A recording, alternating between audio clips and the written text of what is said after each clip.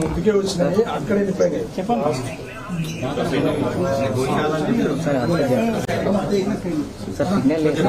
దాడి చేయడం జరిగింది.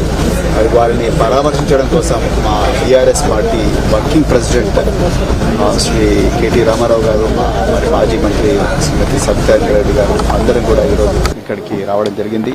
మళ్ళీ చెప్తున్నా, నేను భారత రాష్ట్ర సమితి రాజ్యాంగ విలువలకు కట్టుబడి ఉన్నది. మరి ఈ దేశంలో రాజ్యాంగం ప్రకారం ఆర్టికల్ 25 ప్రకారం అన్ని మతాలకు సమానమైన స్వేచ్ఛ ఉన్నది. వారు పాపం మరి ఉద్యోగానికి రాజీనామా చేసి రిటైర్ అయిన తర్వాత ఇక్కడ మరి లక్షలాది మంది హిందువులకు, అన్ని వర్గాలకు, హిందువులే కదా అన్ని వర్గాలకు వారు రాజ్యాంగబద్ధంగా మరి ఇక్కడ ధర్మ ప్రచారం చేసుకుంటా ఉన్నారు. కానీ లేనిపోని అవాకులు చౌకులు బట్టి మాదే నిజమైన రామరాజ్యం అని చెప్పి కొంతమంది అల్లరి ముక్కలు నిన్న దాడి చేసిండ్రు. మరి ఇది రేవంత్ రెడ్డి పూర్తి వైఫల్యం అని చెప్పేసి సందర్భంగా చెప్తున్నా. ఒకవైపేమో రాహుల్ గాంధీ మరి రాజ్యాంగం పట్టుకొని తిరుగుతూ ఉన్నాడు.